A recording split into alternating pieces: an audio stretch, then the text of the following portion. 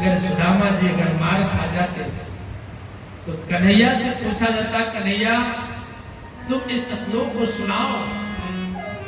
महाराज कन्हैया भी कहते कि हमको यह श्लोक याद नहीं है।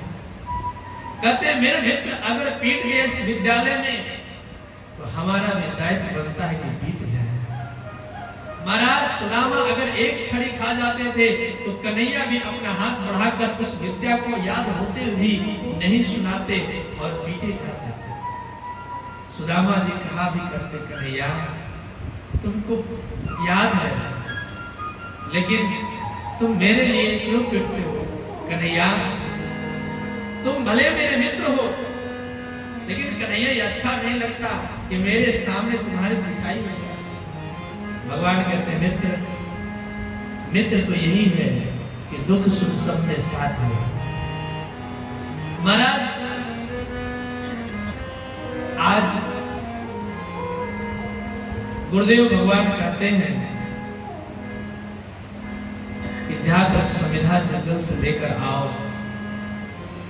गए संविधा लाने, गुरु माता ने कुछ पोटली दी, लेकर तो गए पेड़ पर। कन्हैया चढ़ गए लकड़ी को काटने के लिए। महाराज सुदामा जी ने ठंडी आया, कटकटाने लगे थे, सुदामा जी ने उसको खा गए। पोटली की जो वस्तु गुरु माता ने जो दी थी सुदामा जी ने उसे पा लिए। कन्हैया कहते हैं कि मित्र क्या खा रहे हो? सुदामा जी झूठ बोलते हैं कि ठंडी लग रही है जो कटकटा रहा है। महाराज समझना भगवान सब कुछ जानते हैं। और सुदामा जी क्यों खाया?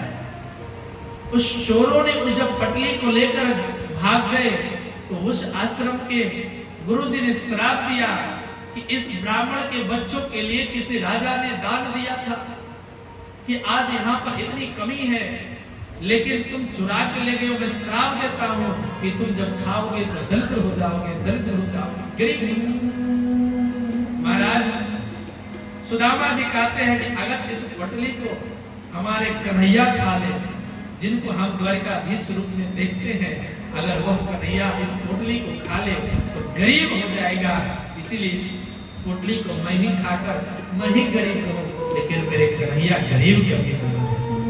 मुझे दूसरे के सामने हाथ फैलाते चलेगा महाराज, मैं दूसरे के पास हाथ फैला दूंगा चलेगा, लेकिन मेरे कन्हैया कभी किसी के साथ हाथ न फैला।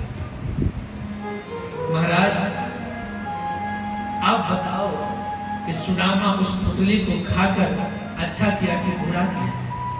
हम लोग यही तो कहते हैं कि सुदामा ने बेईमानी कर दिया, दूसरे का हक खा लिया और हक खाकर तब ये गरीबी को झेला।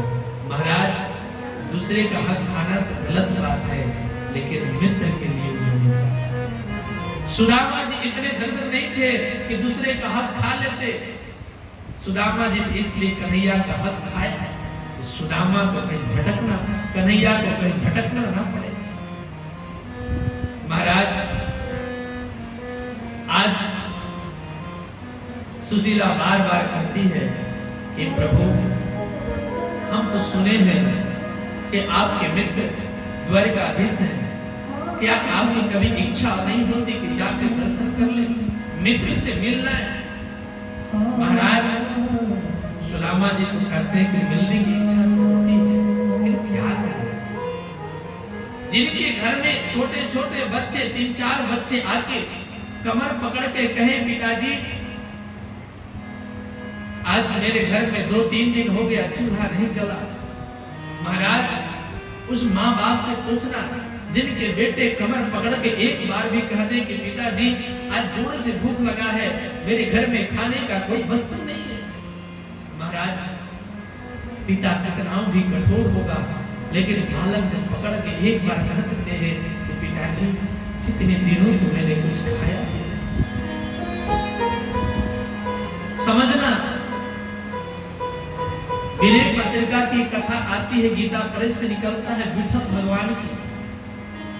महाराज विठल भगवान अनंत कोटि में भगवान को जानने वाले थे, लेकिन नित्य गीता का पाठ सुनाते थे कन्हैया के मंदिर में बैठकर। और गीता का एक श्लोक है, यज्ञान चिंतयत्नो माम ये जनः पारिपासते। तुरंत वहां पर भगवान विठल ने घेर दिया।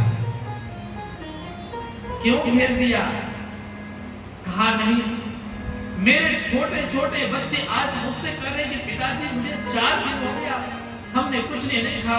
पिताजी अगर मुझे खाने को कुछ नहीं मिलेगा तो मैं अपना प्राण दे दूंगा। महाराज, जिस बाप के सामने बेटा दम तोड़ने की बात करती हो, दम तोड़ देने का बात करता हो, समझ जाना कितना कष्ट होता है। महाराज, विठल भगवान ने गीता का पाठ सुनाया और कहा कन्हैया ये कदापि हो ही नहीं सकता, ये गीता के श्लोक कदापि नहीं होता। अगर यह श्लोक होता तो मेरे बेटे आज भूखे न होते। महाराज, विठल भगवान की बात सुनकर कन्हैया ने स्वयं 5 साल की अवस्था रूप का धारण करके एक तकरी पर तमाम प्रकार के वस्तु लेकर उस माता के घर में गए, विठल भगवान के घर पे गए और माता से कहे कि गुरुदेव भगवान ने वस्तु भेजे हैं। मैया बोल पड़ी, अरे बालक, ये तुम्हारे गाल में जो चीना है, यह चीना किस चीज का है? ये चीना किस चीज का है? 5 अंगुली उगा हुआ है। भगवान कहते हैं कि गुरुदेव भगवान ने हमें मांगा है। मैया कहती है कि अरे गुरुदेव, आपके इतने निर्दलीय कब से हो गए जो इतने छोटे बच्चों को इतने जोर से मारते हैं? आने दो घर पर, हम आते हैं तो उनको बताते हैं इतने सुंदर बालक, इतना सुंदर स्वरूप बालक के आपने चेहरे पे इतने जोर से हाथ मारा है, इतने जोर से हाथ मारा है कि पूरा तमाचा है। महाराज, वह वस्तु को देकर चले गए। जब विठल भगवान वापस आए, जब पत्नी पूरी वृतांत बताई,